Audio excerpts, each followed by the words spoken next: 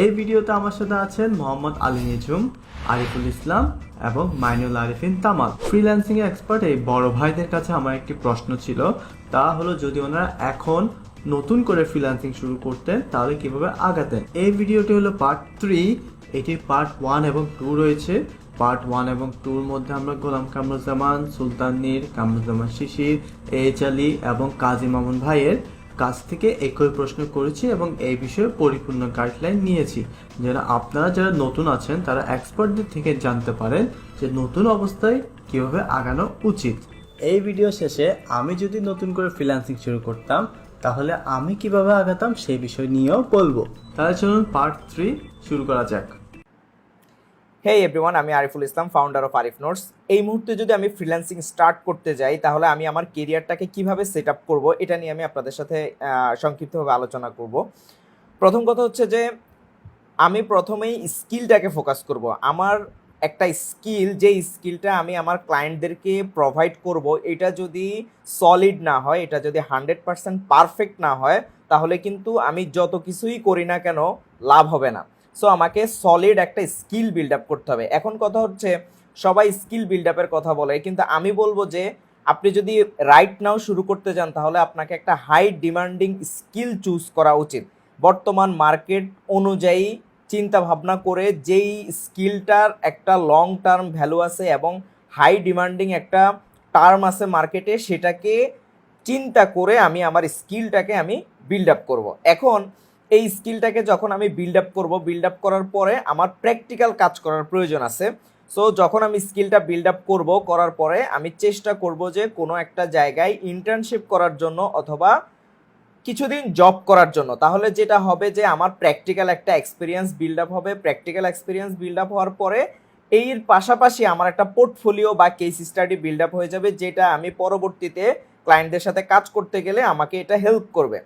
Next যে ব্যাপারটা সেটা হচ্ছে যে আমরা যেহেতু প্রথমে স্কিল বিল্ড আপ করলাম, তারপর কিছুদিন এক্সপিরিয়েন্স গেদার করলাম, এবার আমরা ইন্টারন্যাশনাল ক্লায়েন্টদের সাথে কাজ করার অভিজ্ঞতা বিল্ড আপ করার জন্য আমরা মার্কেট প্লেসে কাজ করব। আমাদের যে জনপ্রিয় মার্কেট প্লেসগুলো আছে ওগুলাতে আমরা কাজ করে আমাদের স্কিল, আমাদের পোর্টফোলিও এবং হচ্ছে যে আমাদের কমিউনিকেশন স্কিল, এই ব্যাপারগুলো আমরা বিল্ড আপ করব। লাস্ট যে ব্যাপারটা হচ্ছে বর্তমানে মার্কেট অনেক কম্পিটিশন, অনেক কম্পিটিটর অনেক, এবং মার্কেট প্লেসে সবসময় আমাদের নিজেদের যেই প্রোফাইলগুলো এগুলো সবসময় সিকিউরড না। হ্যাঁ, এছাড়াও আরও অনেক ব্যাপার আছে। এই জন্য আমাদের পাশাপাশি একটা প্ল্যান বি রেডি রাখতে হবে। যেহেতু আমি ফ্রিল্যান্সিং করব, আমার ফিউচার প্ল্যান হচ্ছে আমি ক্লায়েন্টদেরকে সার্ভিস দিব। সো আমার চেষ্টা থাকবে আমি যেন মার্কেট প্লেসের বাইরে গিয়েও আমি যেন ডিরেক্ট ক্লায়েন্ট আমি চুজ করে তাদের সাথে আমি কাজ করতে পারি এবং বড় বড় কোম্পানিদের সাথে কাজ করতে পারি। এইটারও আমাকে একটা প্ল্যান রাখতে হবে। সো একজন ফ্রিল্যান্সার হিসাবে আপনাকে মাল্টিপল কিছু প্ল্যান আপনাকে অবশ্যই ব্যাকআপ হিসাবে রাখতে হবে। তাহলে আপনার এই কেরিয়ারটা হচ্ছে যে অসাম একটা কেরিয়ার। ঠিক আছে, আশা করি আপনারা বুঝতে পেরেছেন। ধন্যবাদ সবাইকে। আসসালামু আলাইকুম রহমতুল্লাহ। নতুন যারা ফ্রিল্যান্সিং ক্যারিয়ার নিয়ে আপনাদের লাইফ লিড করতে যাচ্ছেন তাদের জন্য আমার তরফ থেকে কিছু গাইডলাইন আছে। সেই গাইডলাইনগুলোর মধ্যে প্রথমত হচ্ছে গিয়ে আপনাদেরকে ইংলিশের উপর একটু ভালো করে নজর দিতে হবে, এবং সেই নজরটা হচ্ছে আপনি কনভারসেশনাল ইংলিশ মোটামুটি বোঝার জন্য। কারণ হচ্ছে আপনি যখন গুগল করবেন কোনো কিছু, সবগুলোই তো আপনাকে ইংলিশে করতে হবে। সেই কারণে ইংলিশটা হচ্ছে খুবই গুরুত্বপূর্ণ। আর সেকেন্ড জিনিস যেটা আপনি ফোকাস করবেন সেটা হচ্ছে ইমপ্লিমেন্টেশন। ধরেন আপনি একদিন 8 ঘন্টা কাজ করলেন, আপনি যদি 8 ঘন্টার মধ্যে 2 ঘন্টা শেখার পেছনে ব্যয় করেন তাহলে আমি বলবো যে আপনি মিনিমাম 6 ঘন্টা সেগুলো অ্যাপ্লাই করেন। সো ইমপ্লিমেন্টেশনটা এক্ষেত্রে খুবই গুরুত্বপূর্ণ। এবং 3 নম্বর পয়েন্টটা হচ্ছে গিয়ে প্রবলেম সলভিং। আপনি যত দ্রুত প্রবলেম সলভিং করতে পারবেন ততই আপনার জন্য বেটার। আর লাস্ট বাট নট লিস্ট হচ্ছে গিয়ে আপনি যার কাছ থেকে কোর্স করেন না কেন, সেটা অনলাইন হোক বা অফলাইন হোক, অবশ্যই তার ব্যাকগ্রাউন্ড দেখবেন যে সে তার মার্কেট প্লেসে তার প্রভাব কেমন, তার কাস্টমার রিকমেন্ডেশন কেমন, এগুলো সবগুলো আপনি অবশ্যই দেখবেন।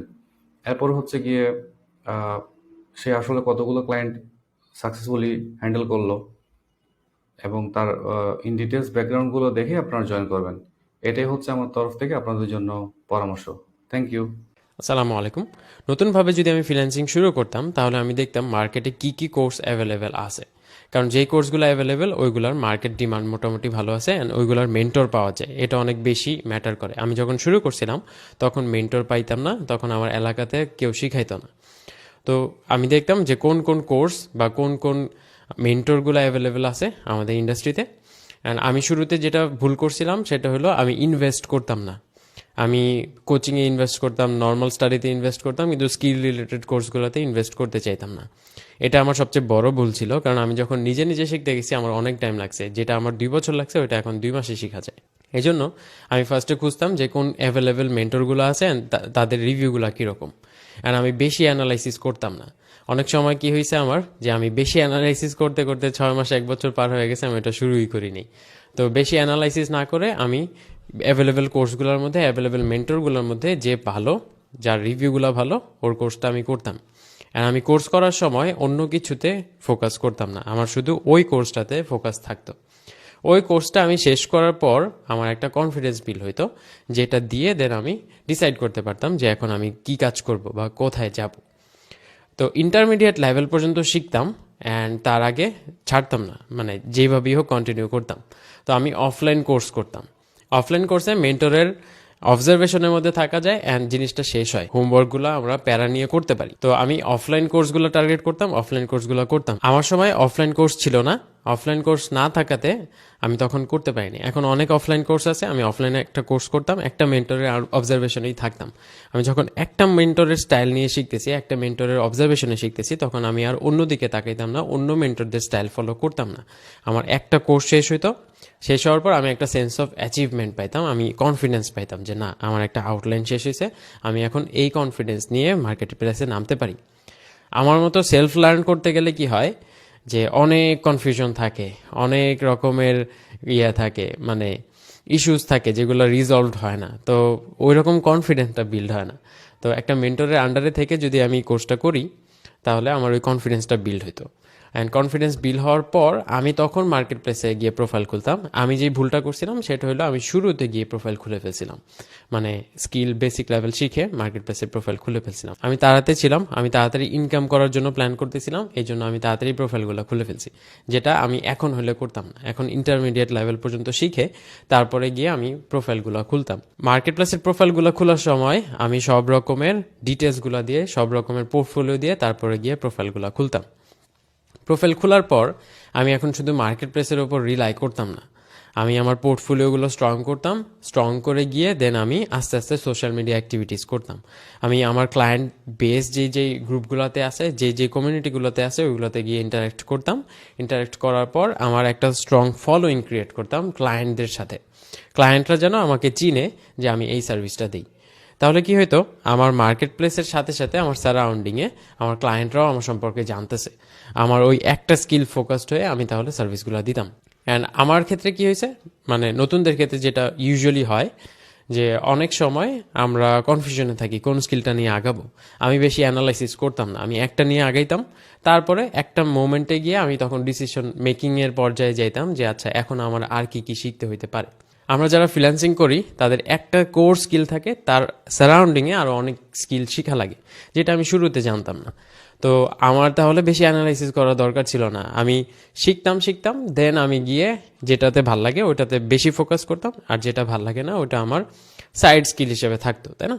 দেন আমার এই স্কিলগুলো কিন্তু সবসময়ই কাজে লাগে। সব রকমের স্কিল থাকলে ওইগুলো আলটিমেটলি কোনো না কোনো সময় কাজে লাগে, কোনো স্কিল গেইন করা ওয়েস্ট না। তো আমি কি করতাম, বেশি অ্যানালাইসিস না করে একটা কোর্স করে ফেলতাম। একটা কোর্স করার পরে দেখতাম যে আচ্ছা কোন অ্যাভেলেবেল স্কিলগুলো আমার আর ভাল লাগে, দেন ওইগুলো আমি আরও শিখে নিতাম। শিখে যাওয়ার একটা মোমেন্টে গিয়ে আমি ট্রাই করতাম টিম বিল্ড করতে বা কোনো একটা ইন্টার্নশিপ ফাইন্ড করতে। ইন্টার্নশিপ করলে কি হয়, কোর স্কিলগুলা বা মার্কেট প্লেসে যে ডিমান্ডের স্কিলগুলো আছে, ক্লায়েন্টের অ্যাকচুয়াল প্রজেক্টের এক্সপিরিয়েন্সগুলো পাওয়া যায়। ইন্টার্নশিপ করার পাশাপাশি আমি ট্রাই করতাম যে কোথাও জব সিকিউর করা যায় নাকি। ওই কোম্পানিতে যেখানে আমি ইন্টার্নশিপ করতেছি ওইটাতেই যদি জব সিকিউর করা যায় দ্যাটস বেস্ট। এছাড়া আমি ট্রাই করতাম যে রিমোটলি কোনো জব ম্যানেজ করা যায় নাকি। একটা জবের পাশাপাশি আমি ফ্রিল্যান্সিংয়ের চেষ্টা করতাম। একটা জব থাকলে মান্থলি আমার একটা রেভিনিউ থাকতো, ওই রেভিনিউর পাশাপাশি আমি ফ্রিল্যান্সিংয়ে এফোর্ট দিতে থাকতাম। ফ্রিল্যান্সিংকে আমি সাইড হাসেল হিসেবে বিল্ড করতে থাকতাম। দেন একটা মুভমেন্টে গিয়ে ফ্রিল্যান্সিং থেকে যদি আমার আউটকাম আসতে থাকতো, মোটামুটি ভালো পরিমাণে রেভিনিউ আসতে থাকতো, তারপরে আমি ফোকাস করতাম আমার নিজের টিম বিল্ড করার জন্য। নিজের টিম বিল্ড করে দেন আমি একটা এজেন্সি ফর্ম করতাম। এটা হলো আমার ফুল প্ল্যান হয়তো ফ্রিল্যান্সিং ক্যারিয়ারে আমি যদি আবার নতুন করে শুরু করতে চাই। তো ফার্স্ট অফ অল আমি যদি সামারাইজ করি, একটা স্কিল ইন্টারমিডিয়েট লেভেল পর্যন্ত অন্তত শিখতাম, মার্কেট প্লেসে নামতাম। স্কিল শেখার ক্ষেত্রে আমি বেশি ঘাটতাম না, বেশি অ্যানালাইসিস করতাম না, একটা নিয়ে শুরু করে দিতাম।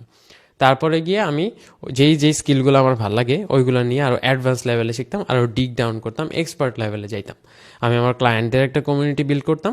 ক্লায়েন্টদের কমিউনিটি বিল্ড করার পাশাপাশি আমি আমার পোর্টফোলিওগুলো স্ট্রং করতাম, যেন এইগুলা ক্লায়েন্টদেরকে অ্যাট্রাক্ট করে। তারপর আমি একটা ইন্টার্নশিপ ফাইন্ড করতাম, পাশাপাশি ফ্রিল্যান্স মার্কেট প্লেসগুলোতে প্রোফাইলগুলো খুব সুন্দর করে খুব প্রফেশনালভাবে বিল্ড করতাম ডিটেলস দিয়ে। তারপরে আমি গিয়ে যেখানে ইন্টার্নশিপ করতেছি ওইখানে জব সিকিউর করতে পারলে ভালো, না সিকিউর করতে পারলে আমি অন্য কোনো কোম্পানিতে বা কোনো রিমোট জবে অ্যাপ্লাই করতাম। অ্যান্ড রিমোট জবে অ্যাপ্লাই করার পর যদি জবটা সিকিউরড হয়ে যায় দেন ওইটার পাশাপাশি আমি ফ্রিল্যান্সিং করতাম। তাহলে কি হয়, একটা টাইম মেনটেন হয়, টাইম মেনটেন হওয়ার পাশাপাশি একটা শিডিউলের মধ্যে দিনটা পার হয়। তো তখন ফ্রিল্যান্সিংও ভালো হয়, জব থেকেও আমার যেহেতু একটা ইনকাম আসতেছে, আমার লাইফেও স্টেবিলিটি থাকতেছে। তো আমি যদি নতুনভাবে ফ্রিল্যান্সিং শুরু করতে চাইতাম তো ফ্রিল্যান্সিংটাকে আমি সাইড হাসেল হিসেবে গ্রো করতাম। দেন আস্তে আস্তে ফ্রিল্যান্সিং থেকে যদি ভালো ইনকাম আসতো দেন ওই ইনকামটা দিয়ে আমি আস্তে আস্তে আমার টিম বিল্ড করতাম, দেন এজেন্সিতে কনভার্ট করতাম। তো এটা হয়তো আমার ফুল প্ল্যান, আমার ফ্রিল্যান্সিং ক্যারিয়ারটা যদি আমি আবার আজকে থেকে নতুনভাবে শুরু করি। তো এতটুকুই ছিল আমার এন্ড থেকে। বেস্ট অফ লাক, আল্লাহ হাফেজ। আসসালামু আলাইকুম, আমি জুনাইদ আমান জুনু। আমি বিগত 6 বছর ধরে ফ্রিল্যান্সিং করছি। আমি চট্টগ্রাম ফ্রিল্যান্সার কমিউনিটির একজন লিডার। ফ্রিল্যান্সিংয়ের পাশাপাশি আমার একটি বিজনেস রয়েছে ক্লোদিংয়ের, যেটির নাম ডলার মেকার। এছাড়াও আমার একটি ই লার্নিং প্ল্যাটফর্ম রয়েছে যেটির নাম জেএফ একাডেমি। সো টপিক যেটা, যে বর্তমানে যদি আমি নতুন করে ফ্রিল্যান্সিং শুরু করতাম তাহলে আমি কিভাবে আগাতাম। প্রথমত আমি নিজের লাইফস্টাইল এবং নিজের এনভায়রনমেন্টটাকে এমনভাবে গুছিয়ে নিতাম যেন আমি নিজের কাজে পুরোপুরি ফোকাসড থাকতে পারি। আমার ডিস্ট্র্যাকশনগুলো আমি কমে ফেলতাম আর আমার লাইফস্টাইলটা আমি একটু গুছিয়ে আনতাম যেন আমি কাজের মধ্যে ফোকাসড থাকতে পারি। দ্বিতীয় যে বিষয়টা আমি করতাম তা হলো, যেসব সেক্টর আছে সেসব সেক্টর নিয়ে আমি রিসার্চ করতাম এবং কোন সেক্টরে আমার ভালো লাগা কাজ করছে সেটি বের করতাম।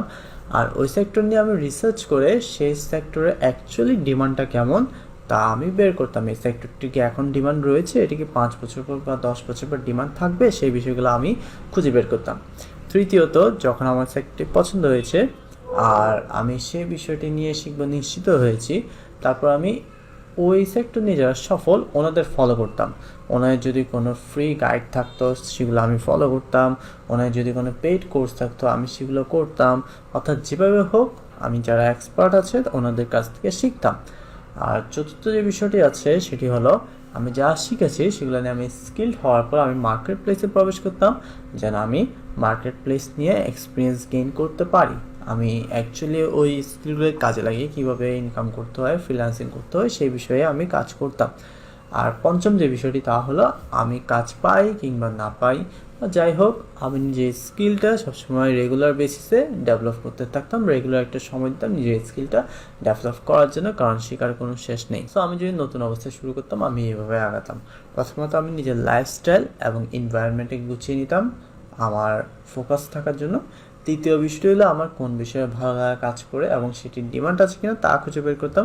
তৃতীয় বিষয় হলো সেই বিষয়ে যারা এক্সপার্ট ওনাদের কাছ থেকে আমি শিখতাম। চতুর্থ বিষয় হলো আমি পর্যাপ্ত পরিমাণে স্কিলড হয়ে যাওয়ার পর মার্কেট প্লেসগুলোতে প্রবেশ করে এক্সপিরিয়েন্স গেইন করতাম। পঞ্চম বিষয়টি হলো আমি মার্কেট প্লেসে ভালো করি কিংবা না করি আমি রেগুলার বেসিসে নিজের স্কিলটা ডেভেলপ করতাম, কারণ শেখার কোনো শেষ নেই। ধন্যবাদ। Best of luck.